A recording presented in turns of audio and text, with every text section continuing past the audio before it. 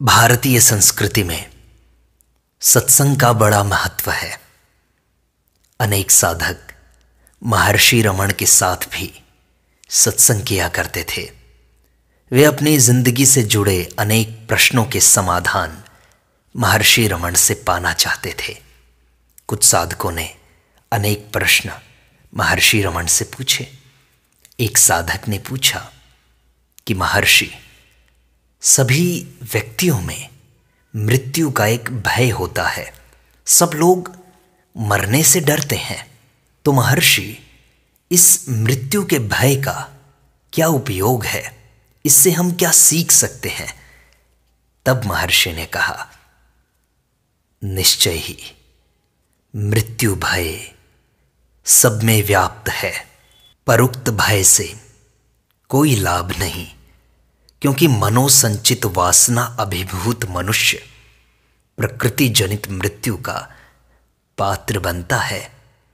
यह भय मनुष्य को वैराग्य की ओर प्रवृत्त नहीं करता, अतः वह इस विषय का अनुसंधान करने में असमर्थ रहता है। वह इस शरीर की नश्वरता को नहीं जान पाता, वह इस आत्मा की अमरता को, इसकी सत्यता को नहीं जान पाता। तो महर्षि, आप सब लोगों को बिना भेदभाव के यही उपदेश क्यों देते हैं? मेरा उपदेश क्या है? प्रत्येक मानव में विद्यमान अहंकार का मरण अवश्य होना चाहिए। उसे इसका चिंतन मनन करना चाहिए। इस अहंकार का अस्तित्व है अथवा नहीं, बारंबार यह मनन करके मनुष्य सुपात्रता की ओर अग्रसर होता है। महर्षि, मृत्यु तथा पुनर्जन्म के मध्य कितनी अवधि रहती है? अवधि न्यूनाधिक होती है, परंतु ज्ञानी इन परिवर्तनों से मुक्त है। वह परम पुरुष में विलीन हो जाता है। ऐसा बृहदारण्यक उपनिषद का प्रमाण है। एक मत यह है कि मृत्यु के उपरांत प्रकाश का मार्ग ग्रहण करने वालों का पुनर्जन्म नहीं होता, किंतु तमिस्र आगामी जीवों का सूक्ष्म शरीर में कर्म फलोपभोग के पश्चात जन्म होता है। लोग ऐसा मानते हैं। यदि पुण्य पाप समान है तो मृत्यु के पश्चात अविलंब यही पुनर्जन्म हो जाता है। पुण्य अधिक होने पर सूक्ष्म शरीर स्वर्गगामी होकर पुनः यहां आकर जन्म लेते हैं। पाप के अधिक होने पर जीव नरक में जाते हैं तथा उसके उपरांत पुनर्जन्म लेते हैं। योग भ्रष्ट पुरुष के संबंध में भी ऐसा ही जानो। शास्त्रों में यह सब वर्णन है। वस्तुतः न जन्म है न मृत्यु है। मनुष्य अपने स्वरूप में यथावत रहता है। सत्य यही है। महर्षि, आसन क्या है और क्या वे जरूरी होते हैं क्या? योग शास्त्रों में अनेक आसनों का प्रभाव सहित वर्णन है। बिछाने के आसन व्याघ्र चर्म कुश आदि हैं। यौगिक आसन पद्मासन सुखासन आदि हैं। इनका उद्देश्य क्या है? आत्मज्ञान। मैं देह हूं, देह को स्थापित करने को आसन चाहिए। यह भूमि है। यह विचार कर मनुष्य आसन की आकांक्षा करता है, परंतु क्या उसे सुषुप्ति में सहारे अथवा बिस्तर का, सैया पर बिस्तर का तथा पृथ्वी पर शैया का विचार था? सुषुप्ति में क्या उसका अस्तित्व नहीं था? उस समय उसकी क्या अवस्था थी? वास्तव में आत्मरूप अवस्था से अहंकार की उत्पत्ति हुई। स्वयं को देह मान लिया, जगत को सत्य मान लिया, दृश्य वस्तुओं को पृथक पृथक स्वीकार कर लिया तथा अहम की भ्रांति में फंसकर उच्छृंखल विचारावली के कारण आसनों को खोजना प्रारंभ कर दिया। मनुष्य को यह बोध नहीं कि वह सर्व वस्तुओं का केंद्र है तथा सबका आधार है। जिज्ञासा करने पर मनुष्य आसनों, खड़ाऊ आदि के प्रभाव की गुरुत्वाकर्षण के संदर्भ में व्याख्या करने लगता है। उसकी कल्पना में इन वस्तुओं के अभाव में उसकी तपस्या लड़खड़ा जाएगी। वह ऐसा सोचता है, कल्पना करता है। इन सब साधनों को शक्ति कहाँ से प्राप्त होती है, यह सोचो। बाह्य कार्यों को देखकर वह कारणों को ढूंढता है तथा उन्हें आसन तथा खड़ाऊ के प्रभाव में मान बैठता है। ऊपर फेंका गया पत्थर पुनः नीचे आकर धरती पर गिर जाता है। कारण क्या है? वह कहेगा पृथ्वी के आकर्षण के कारण। पर वास्तव में प्रश्न यह है, क्या ये सब उसके विचारों से भिन्न है? विचार करो और कहो, क्या पत्थर, पृथ्वी तथा आकर्षण मनुष्य के विचारों से भिन्न है? इन सब का अस्तित्व मन में ही है। इनकी शक्ति तथा नियामक वही है। वही इनका केंद्र तथा आधार है। वही आसन है। आसन उसे अडिग रूप से बैठाए रखने को है। अडिग रूप में वह निज वास्तविक अवस्था के अतिरिक्त कहाँ तथा किस प्रकार रह सकता है? यही आसन है। महर्षि, काम, क्रोध, लोभ इनको कैसे दबाएं? इनका दमन कैसे हो? काम, क्रोध आदि दुख कारक हैं। कारण क्या है? कारण है अहम भ्रांति। अहम भ्रांति का कारण है अज्ञान। अज्ञान का कारण है भेद बुद्धि। भेद बुद्धि का कारण है जगत को सत्य मानना तथा जगत को सत्य मानने का कारण है कि हमने शरीर को मैं मान लिया है। शरीर को मैं मानने को देहात्म बुद्धि कहते हैं। देहात्म बुद्धि अहंकार की उत्पत्ति के पश्चात ही संभव है। अहंकार न उत्पन्न हो तो समस्त दुखद श्रृंखला टूट जाती है। अतः अहंकार के उदय को रोको। यह निज स्वरूप में अवस्थित रहने से संभव है। फिर काम, क्रोध आदि विजित हो जाते हैं। महर्षि, आप कहना ये चाहते हैं कि इनका मूल अज्ञान में है। यही तो बात है। अज्ञान से अविवेक तथा अविवेक से मूढ़ता इत्यादि उत्पन्न होती है। अज्ञान है क्या? क्या शुद्ध ब्रह्म का जो स्वयं आत्मा अथवा शुद्ध ज्ञान है, अज्ञान संभव है? प्रश्नकर्ता निजात्मा को जान ले अर्थात ज्ञानी बन जाए, फिर यह प्रश्न नहीं उठेगा। अज्ञान के कारण ही वह यह प्रश्न करता है। यह अज्ञान प्रश्नकर्ता का है, आत्मा का नहीं। सूर्य के दृष्टिगोचर होने पर तमस नहीं रह सकता है। एक पेटी, एक मंजूषा द्रव्य से भरी है। मनुष्य कहता है कि यह द्रव्य मेरा है, पर पेटी ऐसा नहीं कहती। स्वामित्व की मूढ़ता के कारण ही यह दावा किया जाता है। आत्मा से पृथक कुछ भी तो नहीं है।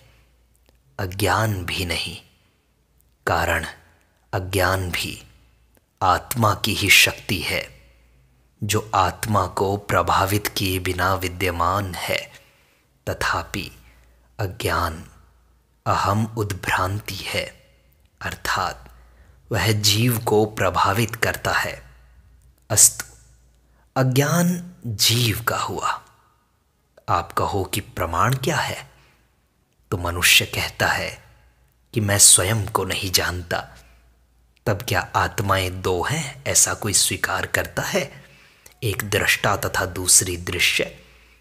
यह स्वीकार करना संभव नहीं है। तब क्या अज्ञान उसका लक्ष्य है? नहीं, अहंकार की उत्पत्ति ही अज्ञान है और कुछ भी तो नहीं। महर्षि, क्या ज्ञानी और योगी भिन्न हैं? इन दोनों में, ज्ञानी और योगी, इनमें क्या भेद है? श्रीमद् भगवद गीता के अनुसार ज्ञानी सच्चा योगी तथा सच्चा भक्त भी है। योग साधना मात्र है तथा ज्ञान सिद्धि है। तो महर्षि, फिर क्या योग आवश्यक है?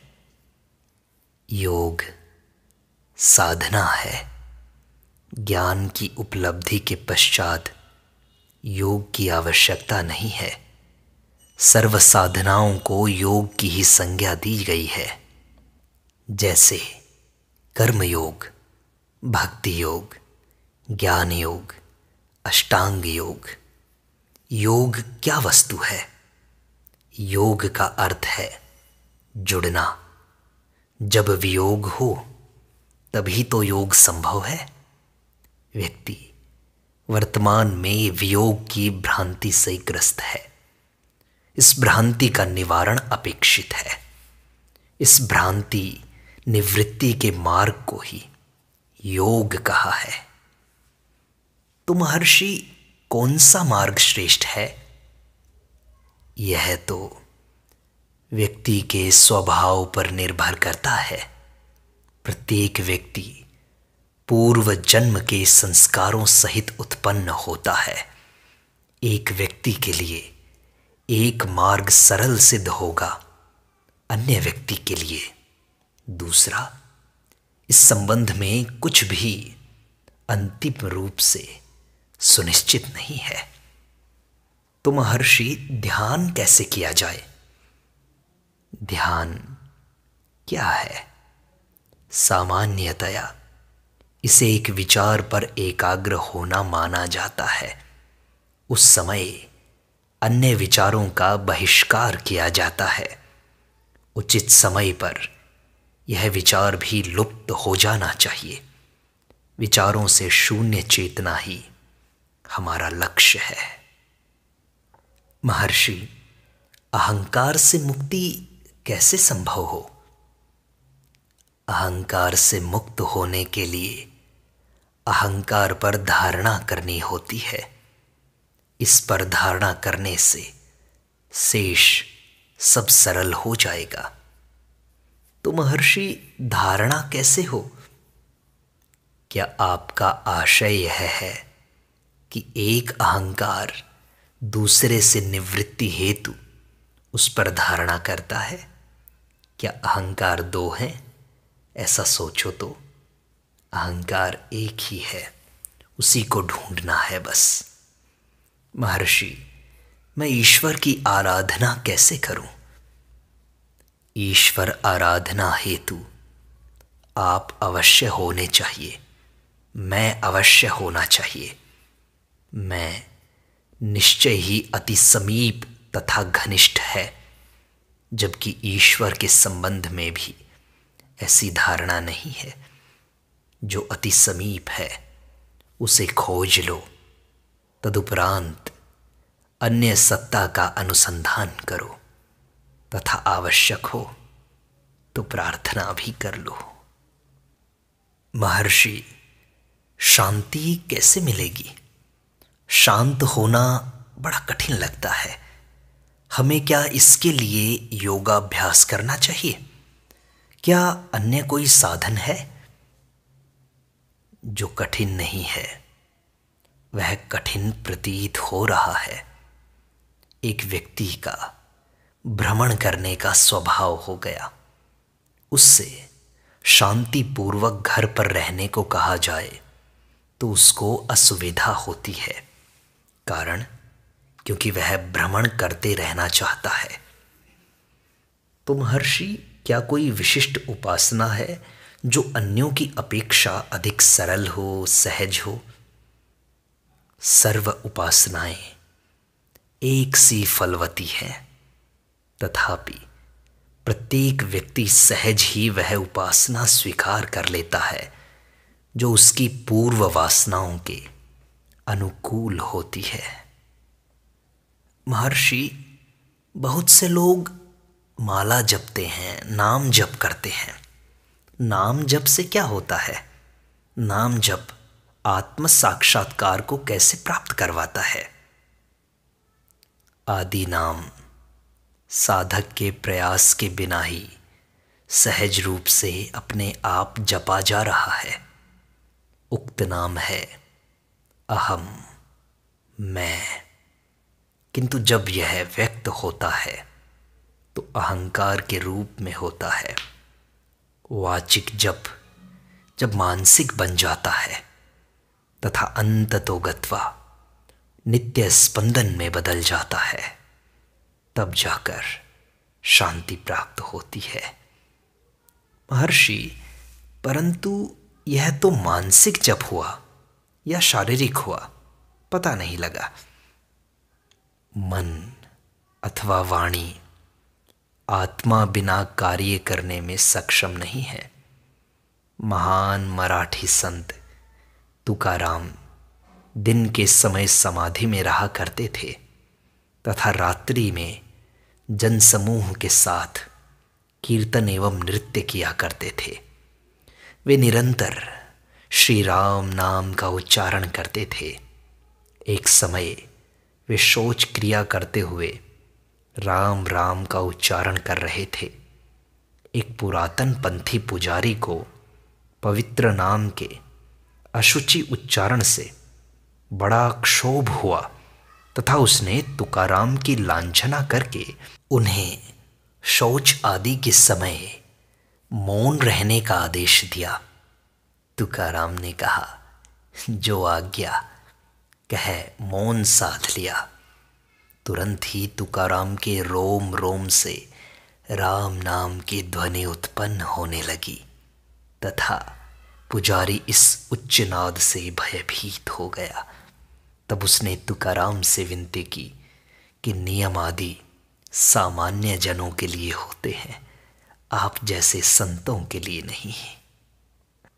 महर्षि, कहा जाता है कि श्री राम कृष्ण को अपनी इष्ट देवी काली की मूर्ति में जीवन स्पंदन प्रतीत होता था। क्या यह सत्य है?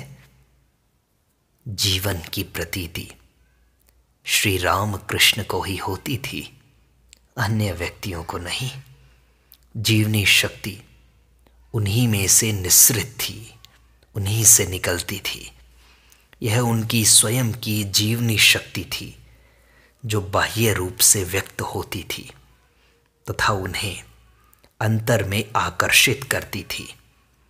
मूर्ति में जीवन होता तो सभी को प्रतीत होता।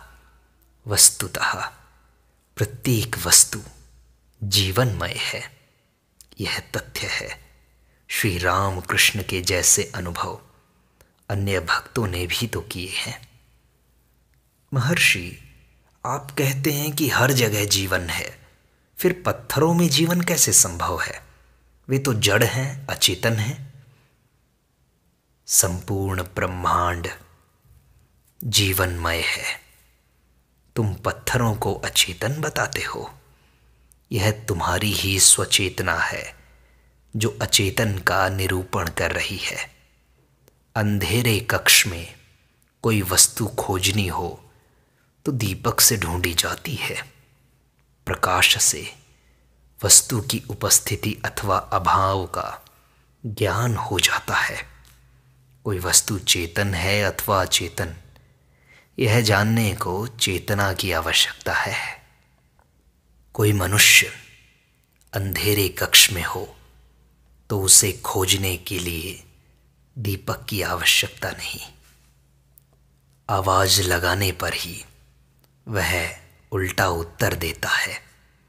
उसे निज अस्तित्व सूचित करने हेतु दीपक की आवश्यकता नहीं होती। सिद्ध हुआ कि चित्त स्वप्रकाशित है।